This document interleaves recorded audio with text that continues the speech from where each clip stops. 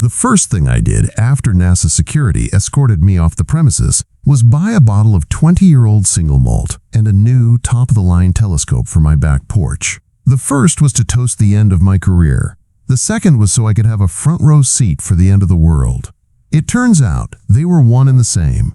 My termination paperwork, signed with a flourish by my former boss, Dr. Marcus Vance, cited gross insubordination and the peddling of non-peer-reviewed alarmist theories. In layman's terms, I refused to shut up about Comet 3I/Atlas. I am, or was, Dr.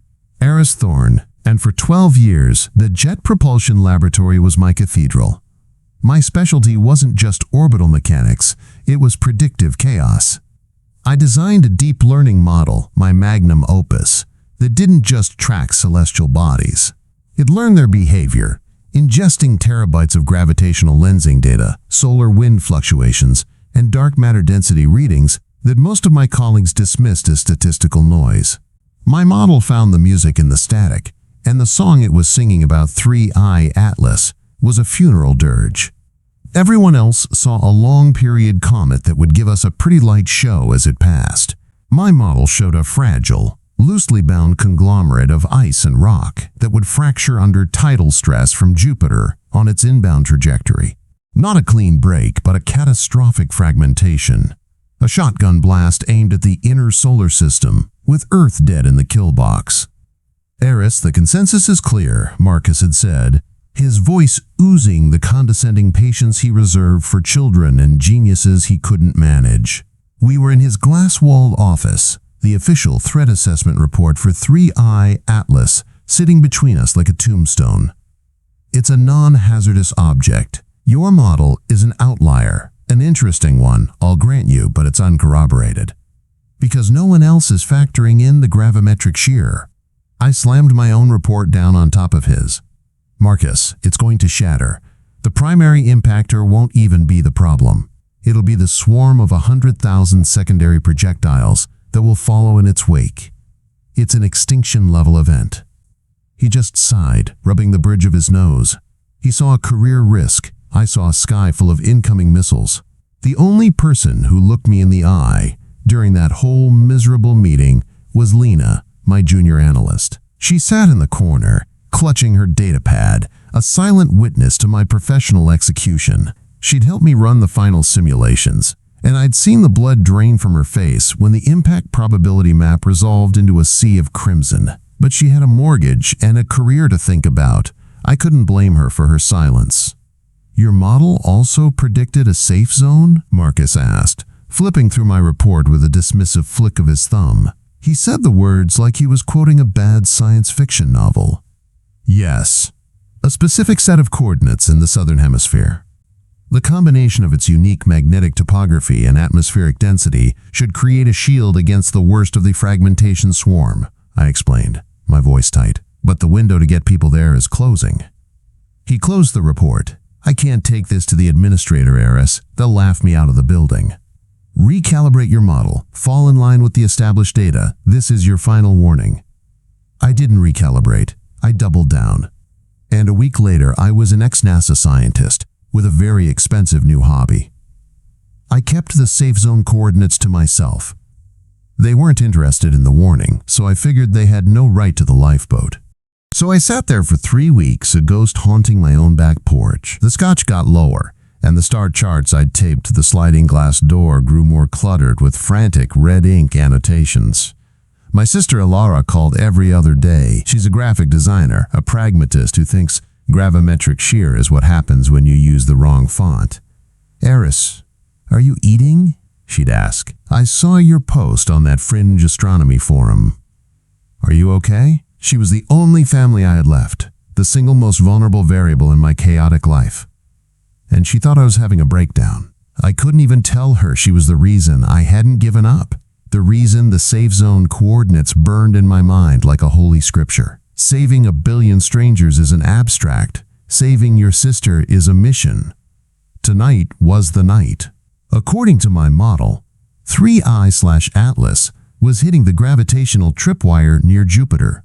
I had my telescope synced to my laptop, my program running a live comparison of incoming telemetry against my final forbidden simulation. For hours, there was nothing. The comet was just a faint, fuzzy smudge, behaving exactly as Marcus and the consensus predicted. The scotch tasted bitter. Maybe I was wrong. Maybe I'd thrown my life away for a phantom. Then, a flicker in the data. A deviation so small anyone else would have dismissed it as sensor noise. But my model screamed. I leaned into the eyepiece, my breath fogging the cold metal, and I saw it. It wasn't a clean fracture. It was a hideous, silent detonation. The comet didn't break. It shattered. It disintegrated into a million glittering points of light, a cloud of celestial shrapnel expanding in the dark. A shotgun blast, just as I'd predicted. The world's tombstone was officially en route. My hands shook as I turned on my webcam. I hadn't posted in a week, but a few thousand people, other outcasts, conspiracy theorists, and a handful of curious students had been following my work. The recording light blinked red. For those of you just joining, at approximately 2:41 Zulu time, Comet 3, I Atlas, ceased to exist. I said, my voice flat, devoid of any triumph. I turned the laptop screen to the camera, showing them the cascading red alerts of my model. What you're seeing is not a pretty light show. It's the initial fragmentation.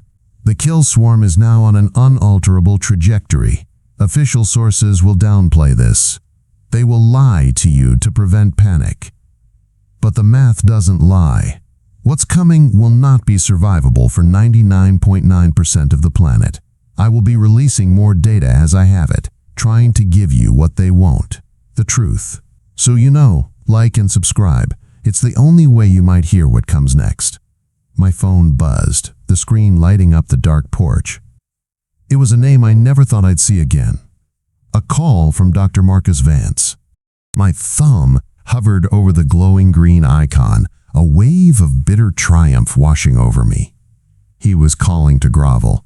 To admit I was right, I let it ring twice more, savoring the shrill sound that cut through the night's silence, then answered, putting it on speaker.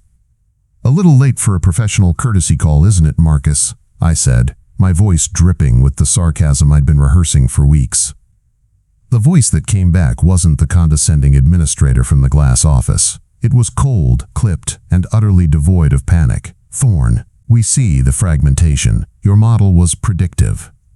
Predictive? That's the word you're going with? I laughed, a harsh, dry sound. I called it a shotgun blast, Marcus. You called it an outlier. Looks like my outlier is about to paint a masterpiece across the planet. There was a pause. Not of contrition, but of something else. Something chilling. We're past that, he said. I'm not calling about your model. I'm calling about your solution. The safe zone. Oh, the safe zone, I mocked, throwing his own dismissive tone back at him. The little bit of science fiction you flicked through. Sorry, that data is proprietary. It belongs to the disgraced, alarmist scientist you fired. Find your own lifeboat. This isn't a negotiation, Eris. The use of my first name was like a slap. We need the coordinates, now.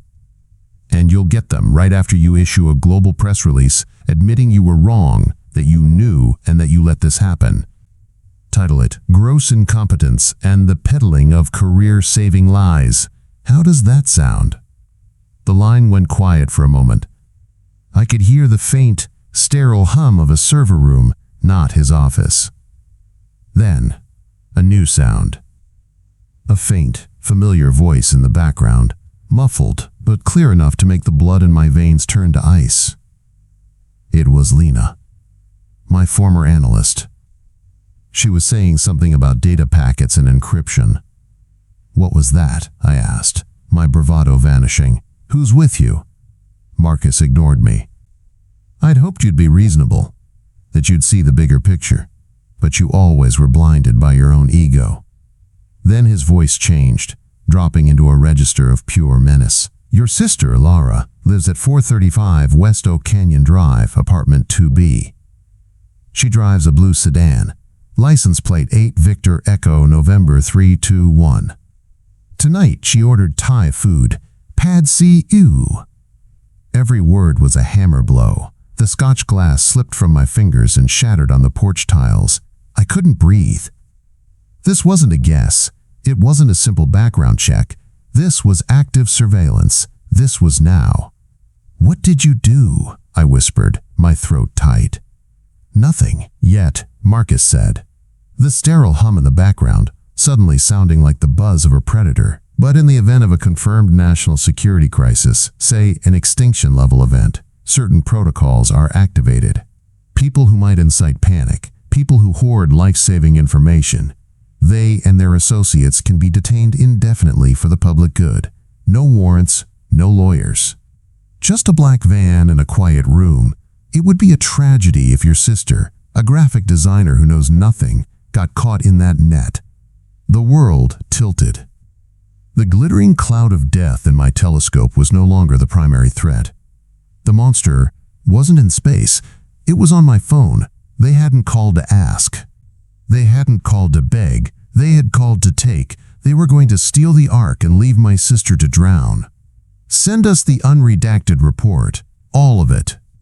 The magnetic topography models, the atmospheric density simulations, and the precise coordinates. He commanded. "You have 1 hour. Then I can no longer guarantee Ilara's privacy. Or her safety. Don't try to be clever, Eris. We're already in your network. Lena made sure of that." The line went dead. I stared at the phone, my hand shaking uncontrollably. The victory I'd craved just minutes ago had turned to ash in my mouth. I wasn't the prophet on the mountain anymore. I was a hostage. And the ransom was the survival of the human race. My knees hit the rough tiles of the porch, the shards of the broken Scotch glass digging into my jeans. The sound of the dead line was louder than the shatter. My own network. Lena made sure of that. The words echoed, a feedback loop of betrayal and terror.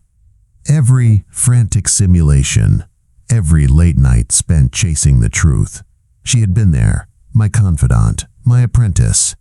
Now she was his weapon. My magnum opus, the predictive model that was my life's work, was now the cage they had built around me. A strangled sob escaped my lips, hot and sharp. Ilara.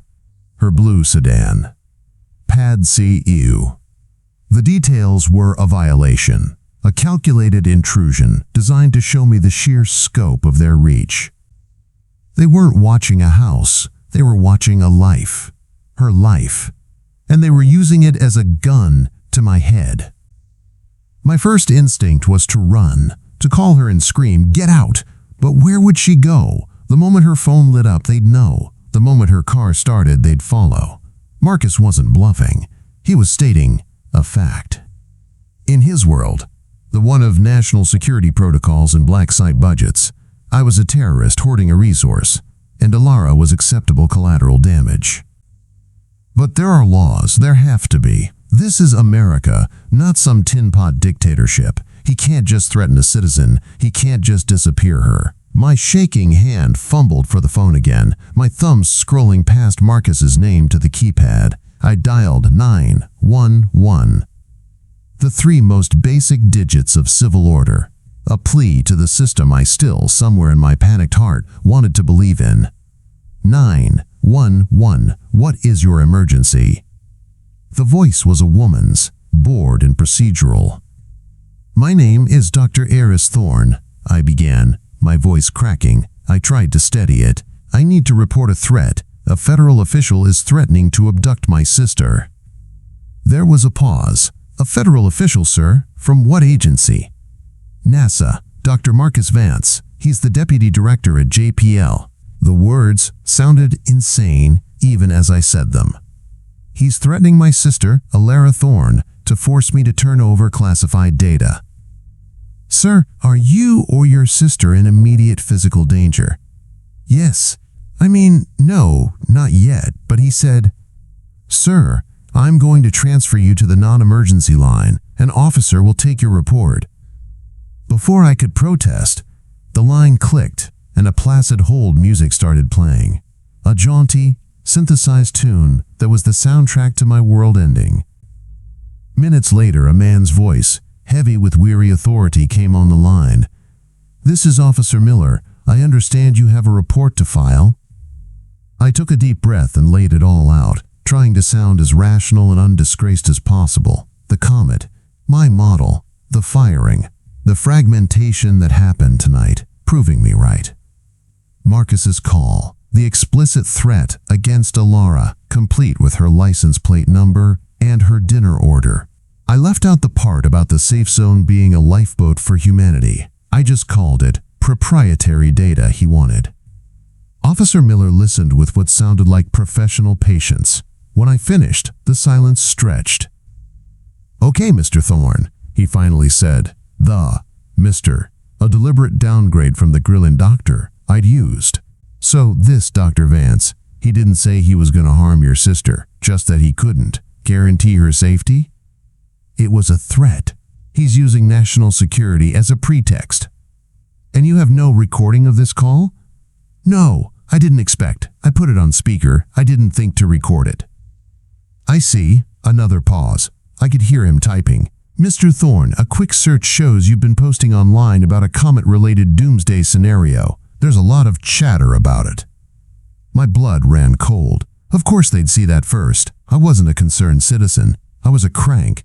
"That's the data he wants. It's not a scenario. It's happening." "Sir." Officer Miller's voice hardened, losing its feigned patience.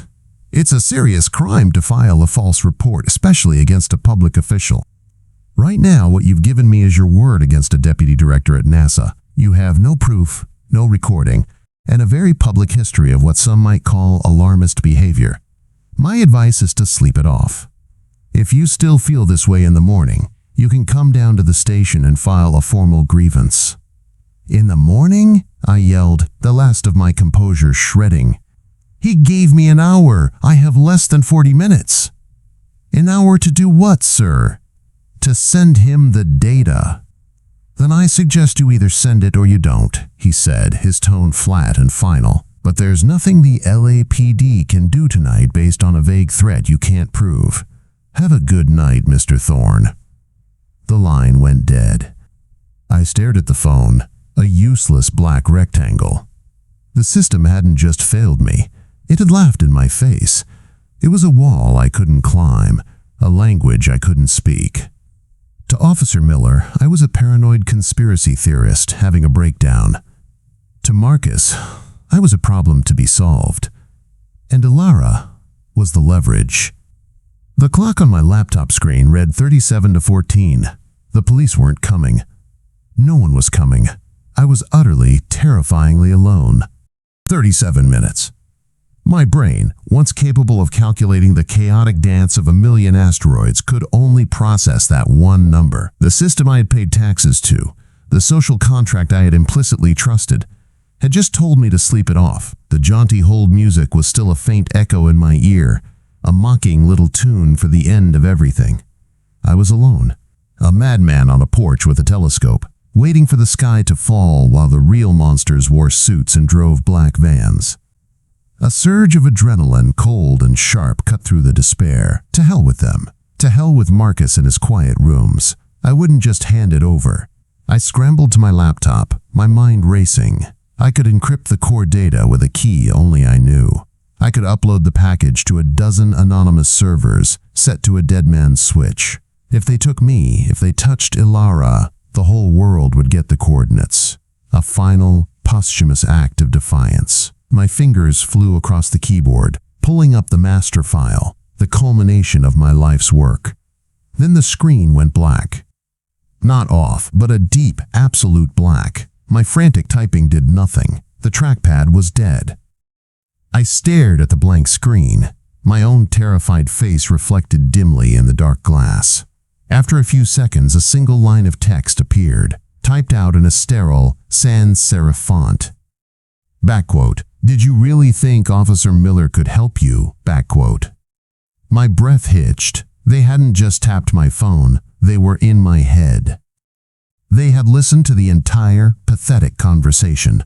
The webcam light, which I had made sure was off, blinked on, a single red eye opening in the dark. A new window bloomed on the screen, pushing the taunting text aside. It was a video feed, grainy and shot from a low angle. It took me a moment to recognize the cracked pavement and the overgrown azalea bush. It was my own front yard, viewed from across the street. As I watched, a black panel van with tinted windows glided into frame and pulled up to the curb in front of my house. It made no sound, its headlights off. It was less a vehicle than a void that had drifted out of the night. The side door slid open with a faint electronic hum. Two men in dark, nondescript clothing, not uniforms, but something more menacing in their casual efficiency, stepped out onto the street. They didn't draw weapons or rush the house. They just stood there, looking at my front door, their faces obscured by shadow.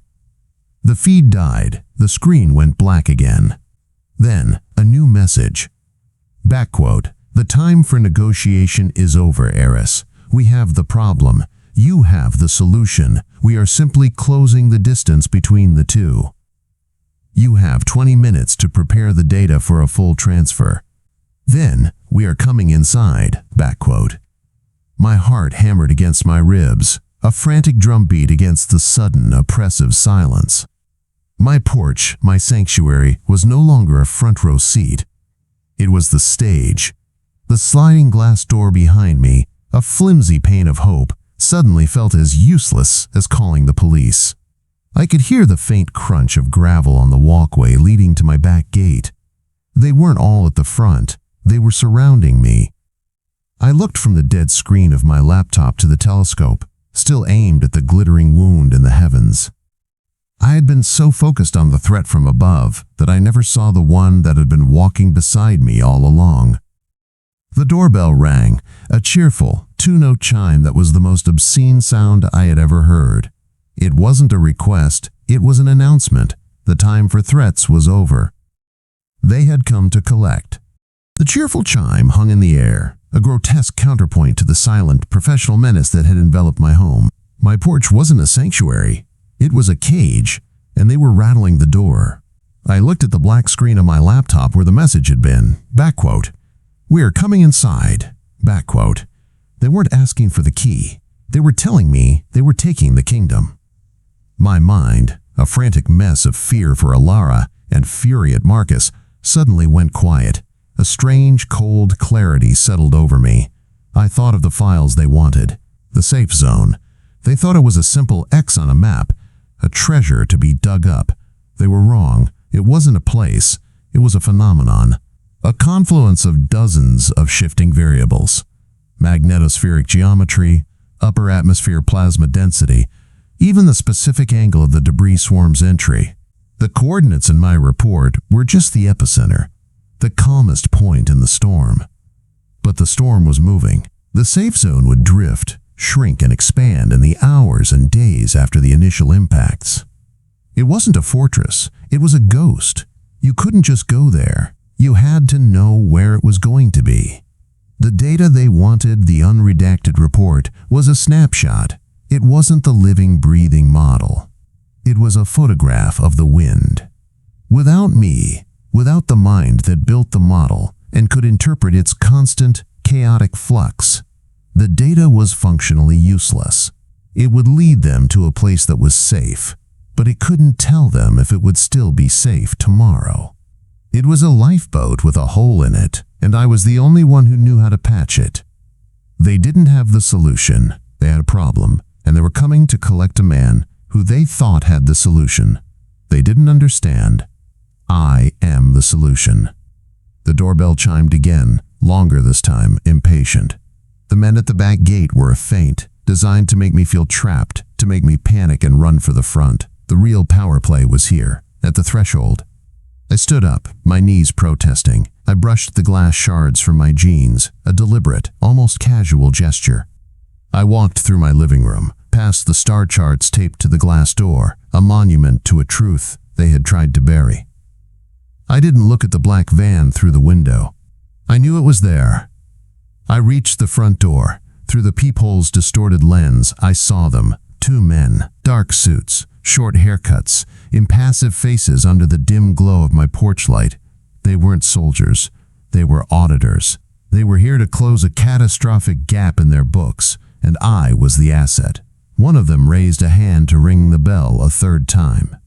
He never got the chance. I took a breath. The terror for Ilara was a cold, hard knot in my gut, but it was no longer my only guide. They thought they had all the leverage. They were about to learn the difference between having the map and knowing the way. This wasn't a surrender, it was a negotiation, and they just didn't know the terms yet. With a steady hand, I turned the deadbolt. The click was loud in the silence. I opened the door. "Good evening, gentlemen," I said, my voice unnervingly calm. The two men stood on my porch, perfectly framed by the doorway. They looked like they'd stepped out of a recruiting poster for some clandestine service. Clean-cut, impassive, identical dark suits. The one on the left, slightly taller, had a small, almost invisible earpiece. He didn't return my greeting. "Dr. Thorne," he stated, his voice as flat as his expression, "we're here to escort you. Please come with us." It wasn't a request. I didn't move. I leaned against the doorframe, making myself an obstacle. "An escort? That's a polite term for it. Your colleagues at the back gate are a little less formal." The man's eyes flickered, the only sign of surprise. "It's time to go, Doctor." "No," I said simply, "it's not. You see, you've come all this way for a solution that you fundamentally misunderstand. Marcus sent you to collect a file, a set of coordinates. He thinks it's a treasure map." I took a step forward, onto the porch, closing the distance between us. They tensed, but didn't move. But it's not. The safe zone isn't a place. It's a moving, breathing bubble in the storm. It will drift by hundreds of kilometers in the next 72 hours. The data you want? It's a photograph of a ghost. By the time Marcus gets his VIPs there, the safe point will have moved, and they'll be standing in the middle of a kill box. The shorter man glanced at his partner. The taller one, the one in charge, narrowed his eyes. "What are you saying?" "I'm saying the data is worthless. The report is worthless. Without the live model, and without the person who can interpret its output in real time, you have nothing." I tapped my own temple. "Marcus didn't send you to get a file. He sent you to get me. You just didn't know it. So no, I'm not coming with you, not as a prisoner." A tense silence stretched. I could hear the hum of the streetlights, the distant wail of a siren heading in the opposite direction. The taller agent finally spoke, his voice low. "And what are your terms?" "Get Marcus on the phone, now," I commanded. "Your earpiece, patch him through. Speaker." The agent hesitated for a heartbeat, then nodded curtly. He touched his ear. "Sir, Dr. Thorne has a complication. He wishes to speak with you." A pause. "Yes, sir." He pulled his phone from his jacket, tapped the screen, and the cold, clipped voice of Marcus Vance filled the night air. "Eris, this is not the time for games. Get in the van." "The games are over, Marcus," I shot back, my voice hard as iron. "You sent your errand boys to collect a map, but you're about to lead everyone you're trying to save off a cliff. The coordinates are already out of date. The zone is shifting. Only my live model can track it." The line was silent, but I could picture him perfectly. The dawning horror on his face as he realized his checkmate was actually a fool's gambit. He didn't have the solution. He had a ticking time bomb. "What do you want, Eris?" he finally asked, the menace gone, replaced by a raw, desperate edge. This was it, the payoff. Not the groveling I had once fantasized about, but something far more potent. Absolute necessity. "First," I said, my eyes locked on the agent holding the phone, "you will call off the surveillance on my sister. Not pause it, not suspend it. You will pull every asset, erase every file, and forget her name. A car will be dispatched to her apartment, a marked police car, Marcus, not one of your black vans, and she will be given an official escort. Not to a holding cell, but to a secure government facility, the safest one you have. She will be treated as a guest, a VIP, with every comfort. She will be my proof of life and my proof of your good faith. That's not, I'm not finished. I cut him off. Second, you won't be getting my data. You will be getting me. I will be brought to the command center wherever you're running this disaster. I will be given full administrative access, a dedicated team, my choice, and final authority on all matters related to the safe zone and evacuation protocol. I'm not giving you the lifeboat, Marcus. I'm driving it. Another long, agonizing silence. I could hear the faint sound of him breathing. He was weighing the lives he deemed important against the career he had killed for. He was weighing his ego against extinction. And Lena, I added, the name like acid. I want her in the room when I arrive. I want to see her face. The two men on my porch were statues, witnesses to a coup conducted over a cell phone. The black van sat at the curb, no longer a prison, but a chariot waiting for its new commander. Done, Marcus said. The word was a gunshot in the quiet night. A surrender, a confession. He didn't say I was wrong. He didn't say I'm sorry. He didn't have to. In that single, clipped syllable, he had admitted everything. That I was right, that he had failed, and that the fate of whomever he planned to save now rested entirely in my hands. The escort for my sister, I pressed. Now, I want confirmation. It's being arranged, he said, his voice strained. We're sending a car from the state police barracks. You'll have your confirmation in 10 minutes. I looked at the taller agent. Looks like you're waiting for me now. He slowly lowered the phone and slid it back into his pocket. His posture had changed. The subtle shift from captor to bodyguard was unmistakable. The threat had evaporated, replaced by a grudging, transactional respect. We'll wait, Doctor, he said. I stepped back inside my house, leaving the front door open. I walked over to the sliding glass door and looked out at my telescope, a silent monument to the truth. The world was ending, the sky was falling, and I had just seized control of the apocalypse. The fear for Alara was still a cold stone in my stomach, but for the first time since this nightmare began, it was joined by something else. Power. And I was going to use it to save her, even if I had to save the whole damn world to do it. I stepped back from the open doorway, the cool night air washing over the porch where my would-be captors now stood guard. The adrenaline that had sharpened my mind into a weapon began to recede, leaving a tremor in its wake. My hands started to shake, not from fear, but from the sheer crashing release of a tension so profound it had become part of my physiology. My knees felt weak again, and I leaned against the wall, my breath coming in ragged gasps. The house was silent. The two men on the porch were silent. The world was holding its breath, and I was at the center of the vacuum. 10 minutes.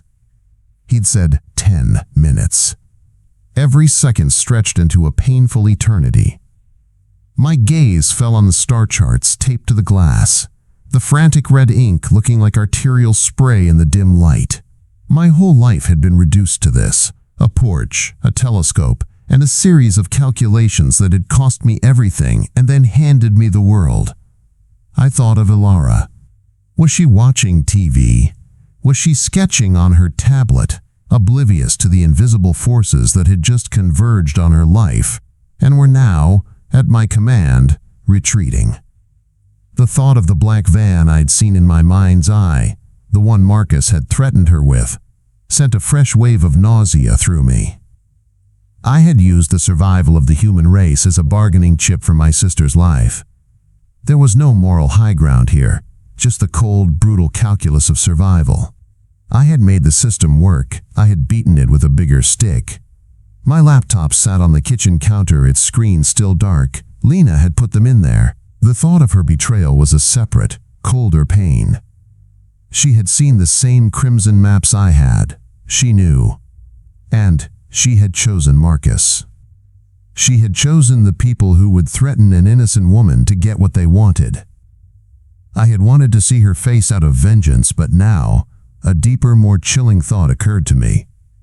I needed to see her face to know if she was a prisoner too. Exactly 8 minutes after the call ended, the taller agent's earpiece chirped. He listened, his expression unreadable. He looked at me. "We have confirmation," he said, his voice a neutral conduit for the information. A marked unit from the California Highway Patrol, 2 officers, has made contact with Alara Thorne. She is safe and being escorted to Edwards Air Force Base. She's been told it's a precautionary measure due to a national security event. She's unharmed. The knot of ice in my stomach didn't melt, but it fractured. She was safe. The gun was no longer at my head. I pushed myself off the wall, the strength returning to my legs. I walked to the laptop, picked it up, and tucked it under my arm. It was all I needed. It was my scepter and my shield. "Let's go," I said, walking back towards the open door. The agents fell into step behind me, their roles now clearly defined. One walked ahead, one behind. It wasn't an arrest. It was a procession. I didn't look back at my house, at the telescope aimed at the wound in the sky. It was a museum now, a monument to a man who no longer existed. As I stepped out into the night, the side door of the black van slid open with that same silent hum. This time it wasn't a void waiting to swallow me. It was a conveyance. I climbed inside. The interior was sterile, functional, and smelled of clean plastic. The doors slid shut, sealing me in a world of tinted windows and quiet efficiency. As the van pulled away from the curb, I looked at the reflection of my own face in the dark glass. The terrified man from an hour ago was gone. In his place was someone I didn't recognize, a cold, tired strategist who had just traded the fate of the world for the safety of one person, and in doing so, had become responsible for both. The van moved with a frictionless glide, a ghost on the sleeping California freeways. The city lights blurred into long, hypnotic streaks of gold and red, a smear of civilization. One was now tasked with saving a sliver of. In the sterile quiet of the cabin, the silence of the 2 agents was absolute. They were part of the machine, cogs that had been recalibrated. I was the new operator, but the machine itself felt alien and deeply hostile. I rested my head against the cool, tinted glass, but I couldn't see the sky. I couldn't see the expanding cloud of my own prophecy. It was better that way. Seeing it now would feel like looking at the barrel of a gun I had handed to God. My victory on the porch felt like a lifetime ago. The power I had seized now felt like a lead weight in my gut. My mind kept replaying Marcus's voice, not the desperate plea at the end, but the cold, precise recitation of Alara's life. 435 West Oak Canyon Drive, 8 Victor Echo November 321, Pad C EU. The details were a virus he had planted in my brain, and they were replicating. I saw a black van pulling up to her apartment, not the CHP cruiser I had demanded. I saw men in dark suits kicking in her door. I saw her face, confused, terrified, as they dragged her into the night. I squeezed my eyes shut, but the nightmare played on behind my lids. It was a waking dream, fueled by the adrenaline crash and the very real trauma of the last hour. My heart hammered, a frantic, trapped bird in my chest. "She's safe," I told myself, the words a flimsy shield. A state police escort. Edwards Air Force Base. I had confirmation, but the confirmation came from them, from the same apparatus that had targeted her. My trust in any system was a shattered ruin. I opened my laptop. The screen flickered to life, the desktop appearing exactly as I had left it. The red eye of the webcam was dark. Lena's back door was closed, or at least hidden again. I pulled up the model, my magnum opus. The screen filled with the familiar swirl of data, the elegant, chaotic dance of gravitational vectors and probability cones. But the beauty was gone. The music I had once heard in the static was now just noise, the screech of a billion lives about to be extinguished. This program, this extension of my own mind, was no longer a source of pride. It was tainted. It was the weapon Marcus had tried to steal, the cage Lena had used to trap me, and the ledger of my own impossible choice. The crimson clusters representing the debris swarm weren't elegant mathematics anymore. They were headstones. I had spent 12 years building a machine that did nothing but count the dead before they died. I felt a wave of revulsion. I almost slammed the laptop shut. What was I now? A ferryman for the privileged few? Marcus would have a list. Politicians, generals, billionaires, the people he deemed essential. and my sister. I had traded the world for her, and for the chance to drive their Ark, the weight of the ones I couldn't save, the ones who would never even know what the safe zone was, pressed down on me, suffocating me in the silent, air-conditioned van. I had won the battle with Marcus, but I was a casualty of the war all the same. My soul felt like a scorched piece of earth. The van took an off-ramp, the smooth glide turning into the rumble of a secondary road. Ahead, a series of lights broke the darkness. A checkpoint. Barricades and soldiers in fatigues, their rifles held at a low ready. One of the agents in front flashed a badge, and the barricades parted without a word. We were entering the new world, the one behind the curtain. I looked back at my model. The safe zone. A small island of serene blue and a sea of terrifying red was already drifting. A few more hours, and the coordinates I'd almost been forced to surrender would be a death sentence. The thought sent a chill through me that had nothing to do with the air conditioning. I am the solution, I had told them. Now, staring at the screen, it felt less like a boast and more like a curse. I was the only one who could navigate the storm, and I was chained to the helm of a ship I never wanted to board. We drove for what felt like an hour, finally descending into a multi-level subterranean parking garage that smelled of concrete and ozone. The van parked in a reserved spot next to a black sedan, identical to the ones my new bodyguards probably drove. The door slid open, and I was led not into a lobby, but directly to a heavy, pressurized steel door marked "Stratcom Pacific Annex." The agent in front of me placed his hand on a biometric scanner, and the door hissed open. The sterile, quiet hum of the van was replaced by a controlled chaos. We moved down a hallway, buzzing with the low murmur of urgent, hushed conversations. People with headsets and security badges scurried past, their faces tight with a mixture of fear and focus. This was the nerve center.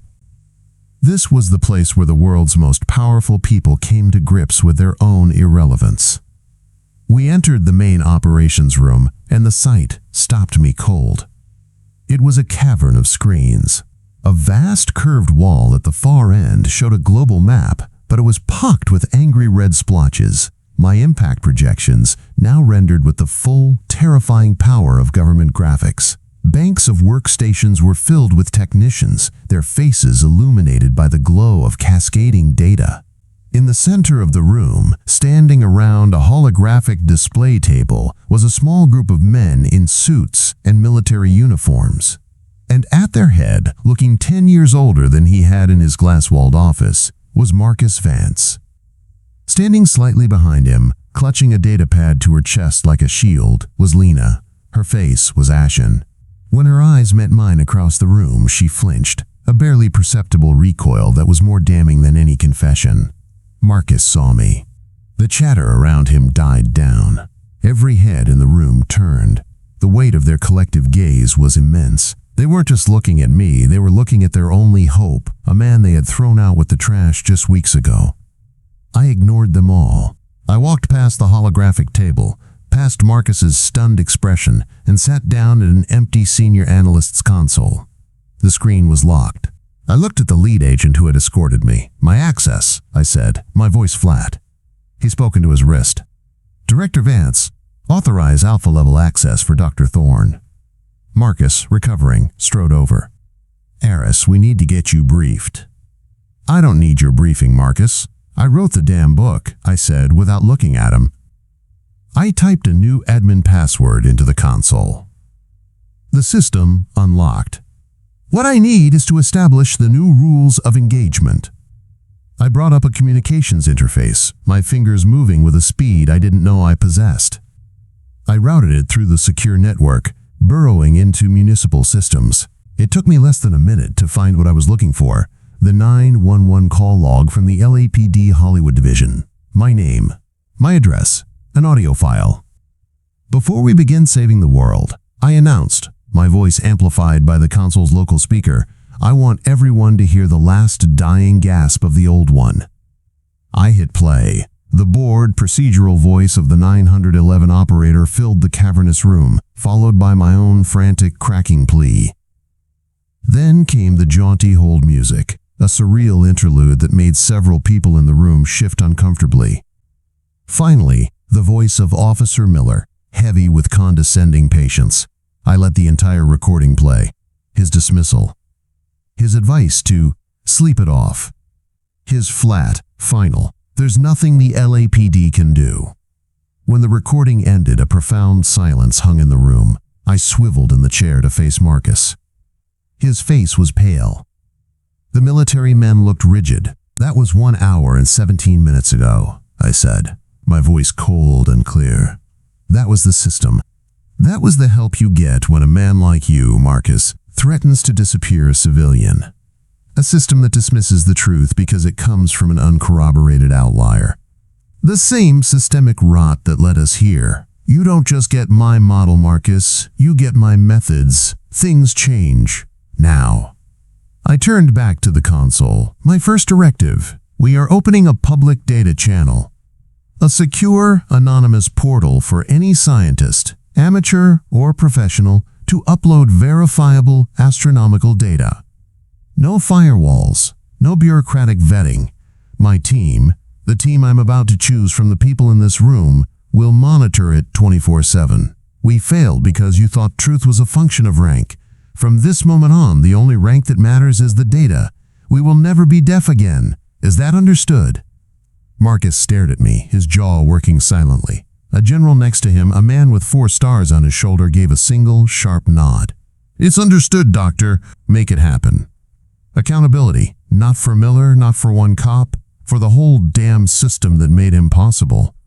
Only then did I allow myself to look at Lena. She stood frozen, her knuckles white where she gripped the datapad. The guilt on her face was a gaping wound. I had wanted vengeance. I had wanted to see her squirm, but looking at her now, I just felt a deep, hollow ache. "You," I said, my voice dropping, meant only for her and the few people closest to us. "You will be on that monitoring team. You will sit there and you will read every crackpot theory and every piece of wild speculation, and you will personally vet every single one against the live model. You will look for the next me, and if you find him, you will put him on the phone with me before his boss can fire him or his government can threaten his family. That's your penance." She didn't speak, she just gave a jerky, terrified nod, her eyes shining with unshed tears. It wasn't forgiveness, it was a chain. And I had just locked it around her neck. I turned back to the main screen, pushing the personal betrayals and the systemic failures into a box. They were dealt with. Now there was only the storm. "All right," I said to the room at large, my voice ringing with an authority I hadn't possessed 2 hours ago. "Let's get to work. The sky is falling, and we're already behind schedule." 5 weeks. For 5 weeks, the Stratcom-Pacific Annex had been my world. The sun was a rumor, a line item on a report about surface radiation levels.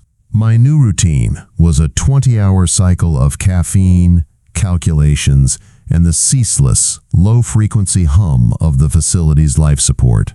My porch, my telescope, my old life.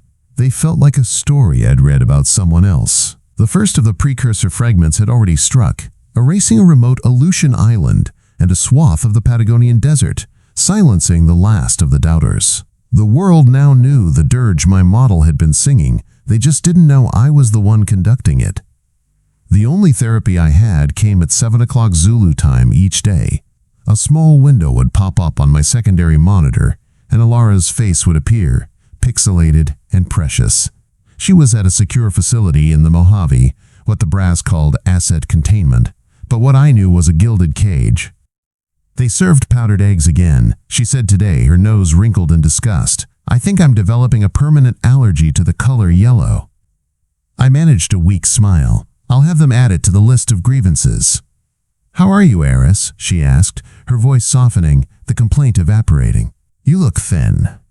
"The lighting in here isn't great for the complexion," I lied. The truth was, I was being consumed, eaten from the inside out by the numbers, by the weight of the choices I was making every minute. "I'm okay, I'm working." "Save some of it for me, okay?" she said, her eyes pleading. "The world, I mean." The knot in my gut tightened. "I'm saving you," I said, the only promise I knew I could keep. "That's the whole plan." After the call ended, the small window of her face vanished, leaving me alone again with the abyss on my main screen. I had reclaimed my work, but it was a brutal kind of ownership. My model was no longer a thing of elegant, terrible beauty. It was a butcher's chart. For the first few weeks, I'd focused solely on my end of the bargain, refining the trajectory of the primary safe zone, the lifeboat for Marcus's chosen few. But the system I had created, the public data portal, had started to bear fruit. A retired seismologist in Italy had cross-referenced my atmospheric density data with deep Earth magnetic field fluctuations. A grad student in Japan used our open-source code to model how large fragments might create temporary, localized bow shocks in the upper atmosphere. They were the new outliers, the new me, and I listened. I took their non-peer-reviewed theories and fed them into the model. I pulled up a new simulation, one I ran in my own partitioned server space, away from the prying eyes of the generals. I wasn't just tracking the one big lifeboat anymore. I was looking for rafts, tiny transient pockets of relative safety that might last for a few hours, a few minutes, a river valley shielded by a freak pressure wave. A coastal shelf where the specific angle of impact would vaporize most of the debris offshore. It was a statistical nightmare, a search for needles in a haystack of fire. It was impossible, and it was the only work that felt like my own. The transport manifest for primary evacuation phase 1 is ready for your review, Doctor. I didn't turn. I recognized Marcus's voice, now stripped of all its former condescension and coated in a thin veneer of professional deference. He placed a datapad on the edge of my console. "File it," I said, not looking away from my simulation. A new variable from the kid in Japan was creating a fascinating eddy in the plasma field over the North Atlantic. It might shield the coast of Ireland for 12 critical minutes. 12 minutes. How many people could find cover in 12 minutes? I felt Marcus linger for a moment, a ghost at the feast. When I'd first arrived, he'd tried to manage me. Now he was little more than a high-level courier. He eventually retreated, his silent departure a testament to the new hierarchy. I stood up, stretching my cramped limbs, and walked towards the bank of consoles I had designated the Wildcat station. This was Lena's station. She sat hunched over her screen, her face gaunt, dark circles under her eyes. She was sifting through the chaotic flood of the public portal, just as I had commanded. She didn't look up as I approached, but I saw her hand still on her keyboard. I didn't say a word. I just looked at her screen, at the raw, unfiltered hope and terror of 1,000 strangers trying to help. This was her penance. Not just to do the work, but to bear witness to the very thing she had helped Marcus try to silence.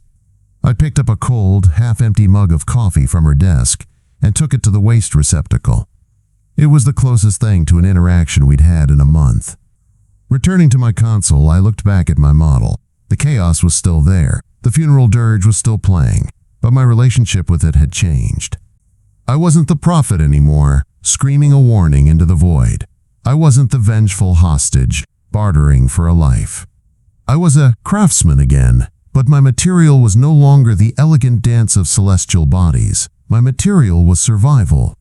I was using the music of the spheres not to predict the end, but to carve out tiny, desperate pockets of a future, even if it was only 12 minutes long. The weight was still crushing, but for the first time, it felt less like a curse and more like a purpose. I had found the music in the static again, but it was a different song now, a quiet, brutal, and profoundly human hymn of triage. 6 months. For 6 months, the sun has been a pale, hazy disk seen only on monitors, and the sky a thing to be feared. The main swarm of 3I/Atlas has passed. The planet is wounded, scarred by impacts that have rewritten coastlines and shrouded continents in a persistent twilight, but it is not dead. The back quote, Stratcom Pacific Annex backquote. Once a tomb of controlled panic has become something else entirely. The quiet, beating heart of a new world. The frantic energy is gone, replaced by the steady, focused rhythm of reconstruction. My life is measured in data streams and drone trajectories. The big screen no longer shows a map of impending death. It now shows a network. 17 green zones, the rafts I found in the storm, are scattered across the globe, home to the 784,000 souls we have accounted for. They are connected by thin, shimmering blue lines, the safe transit corridors for suborbital supply craft, their paths dictated by the constant, chaotic flux of my model. Doctor. Lena's voice is quiet, professional. She places a datapad on my console. The Wildcat team in Japan has refined the Bowshock model. They've found a stable atmospheric pocket over the Andes. It's small, but it's held for 3 days. There might be survivors. I look at her. The haunted, terrified woman from that first day is gone, replaced by a sharp, capable analyst who leads my most vital team. Her penance has become her purpose. The guilt is still in her eyes, but now it's fuel. Good, I say, taking the datapad. Excellent work. Verify the telemetry and get me a drone route. I want eyes on it by 8 o'clock. She nods and walks away, our shared history a silent, acknowledged space between us. Marcus Vance is a footnote, reassigned to cataloging pre-fall assets in some forgotten bunker. He got his lifeboat, but he's a king with no kingdom. My personal comms light up, Ilara. Her face is no longer confined to a tiny window. She's broadcasting from the main Mojave Enclave, where she now runs the entire civilian resettlement program. She's standing in what looks like a vast, makeshift greenhouse, the glow of hydroponics illuminating her face. She's smiling. "We did it, Eris," she says, her voice catching. She holds up a small green sprout in a peat pot. The first successful germination. We have food. I stare at the tiny plant, a fragile, impossible victory. The knot of fear I've carried, for her, for everyone, loosens just a fraction. I saved her, and she, in turn, is saving them. That's the whole plan, Ilara, I whisper, my own voice thick with emotion. After she signs off, I lean back in my chair, the exhaustion of the last 6 months washing over me. I look at my model, my magnum opus. It's no longer a butcher's chart. It's a gardener's almanac. The complex variables of atmospheric plasma and magnetospheric flux are now used to predict dust-free windows for solar arrays, to find pockets of clean rainfall, to chart the slow, arduous healing of the planet. My creation, which was born to predict the end of the world, is now the blueprint for the next one. The music in the static is no longer a dirge. It's a quiet, complex symphony of rebirth. I think of the man I was on that porch, full of scotch and righteous fury. I didn't just want to be right. I wanted them to burn for being wrong. But vengeance is a luxury of a world that's not on fire. I didn't get revenge. I got responsibility. I tore down their system of closed doors and classified truths, and from the ashes, we built a network. I swivel my chair to the console and activate the global broadcast link. My face appears on screens in bunkers, in greenhouses, in the common rooms of 17 fragile pockets of humanity. My voice is tired, but it's steady. This is Dr. Thorne. The sky is quieter. The work continues. What you've built in these last 6 months is more than just shelter. It's a new kind of civilization, connected not by borders, but by data, by a shared truth. The old world is gone. It trusted in rank and died by it. Our world trusts in the work. It trusts in you. I pause, looking into the lens, seeing not a camera, but the faces of 784,000 people. The faces of the grad students and retired seismologists, the new outliers, my people. What comes next is slow, it's hard, but we will do it together, out in the open. The data keeps us alive. So keep watching, keep working, and keep talking to each other. It's the only way forward. I lean in a little closer, a faint smile touching my lips. Stay safe. And as always, like and subscribe. It's how we know you're still with us.